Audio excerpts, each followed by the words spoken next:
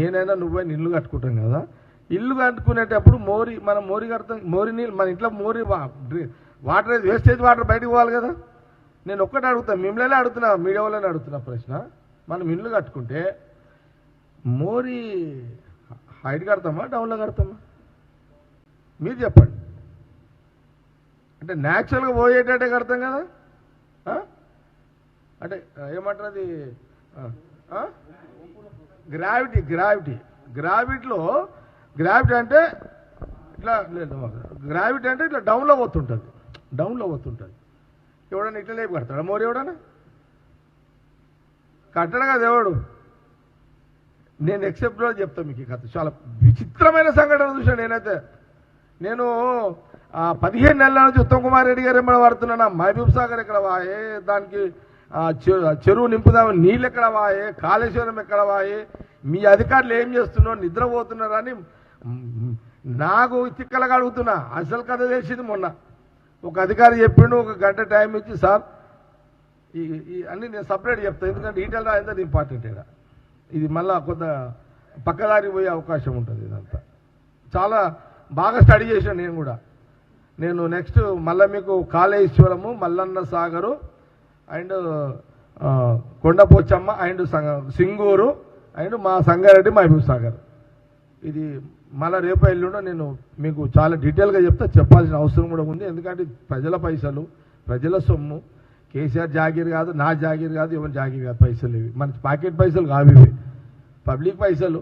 Misuse అయిపోతున్నాయి, misuse అయినాయి, ఇంకా అవుతున్నాయి, ఇంకా కావద్దు అనేది.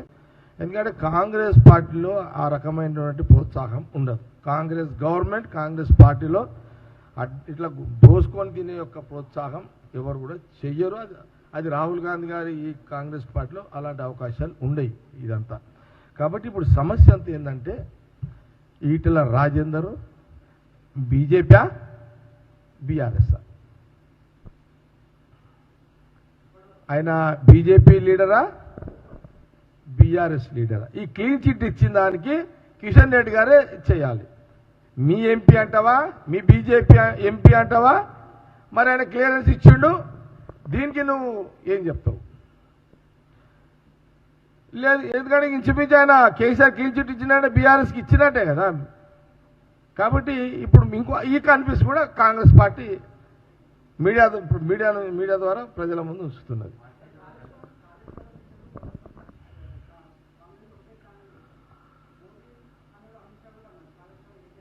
ఎస్ కరెక్టే, అవును.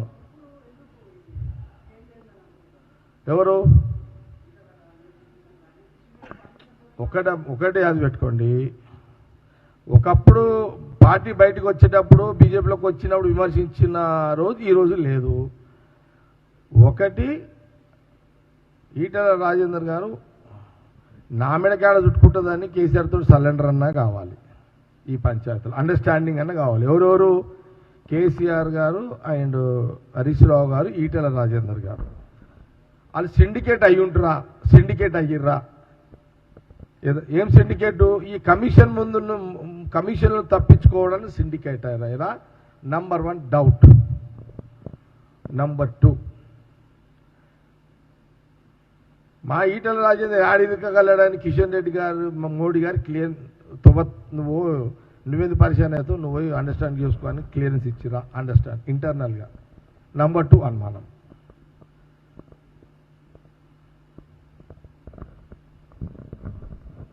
కాబట్టి మా కాంగ్రెస్ పార్టీ డౌట్లన్నీ, మా కాంగ్రెస్ పార్టీ డౌట్లన్నీ ఈరోజు గాంధీభవన్ మీడియా ద్వారా అన్ని నేను మిమ్మల్ని అడిగిన.